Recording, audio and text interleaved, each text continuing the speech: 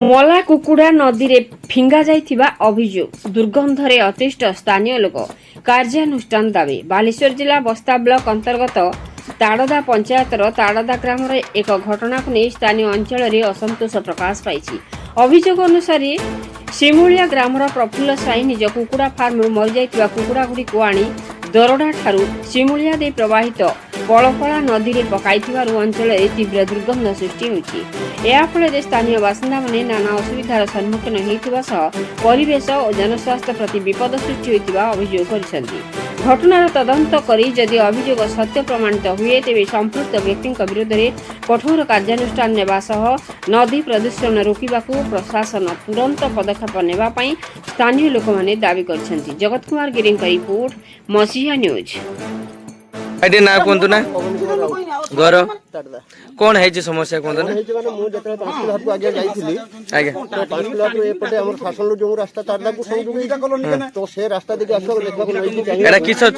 କୁହନ୍ତି ନା ଶିମୁଳିଆ କ୍ରସ ଯେତେବେଳେ କଲି ଶିମୁଳିଆ ତାରଦା ମିଡିଲ ହଉଛି ନଈଟା ଯଦି ନଈଟାକୁ ମୁଁ ଚାହିଁଦେଲି ଦୁର୍ଗନ୍ଧ ହେଲା ଚାହିଁଦେବାକୁ ଦେଖିବାକୁ 200 250 300 କୁକୁଡ଼ା ବାରମ୍ବାର ତାକୁ ମନା କରୁଥିଲା ବେଳେ ତମର ଯଦି ଫାର୍ମ କରୁଛ କରିଥାଅ କିନ୍ତୁ ତମେ ଗାତ ଖୋଳିକି ପୋତି ଦିଅ କିନ୍ତୁ ବାରମ୍ବାର এই যে ନଈକି ପକିବା ଅମକି ପକିବା ତମକା ଦୁର୍ଗନ୍ଧ ସ୍କୁଲ ପିଲା ଗୁଡ଼ା ଯାଉଛନ୍ତି କି ରାସ୍ତାରେ ଲୋକ ସଂଖ୍ୟା ଯାଉଛନ୍ତି ଦୁର୍ଗନ୍ଧ ରହି ହେଉ ନାହିଁ ଏମିତି କଥା ଆଉ କିନ୍ତୁ ସେ ରିସିଭ କରିବା ପାଇଁ ନାରାଜ। ଏବେ କଣ କରୁଛନ୍ତି ଏବେ ଚାହୁଁଛନ୍ତି କଣ ଚାହୁଁଛନ୍ତି ମାନେ ତାର ଆପଣ ଯାହା ପ୍ରତିକ୍ରିୟା କରିବେ ସେଇପାଇଁ ତ ଆମେ ଇଏ କଲେ ନା ଯାହା ପ୍ରତିକ୍ରିୟା କରିବା ଆଉ पार्वती रण ଘର କେଠି सेंटरी କଣ ହେଇଛି ସମସ୍ୟା କୁହ ତ बार बार मला कुकड़ा पड़ुची पचा गैस होची रास्ता रे पिला माने स्कूल जाइबा पई असुविधा होची ମାନେ गोरु गोरु छेली भी आनिबारु असुविधा होची पचा गैस होची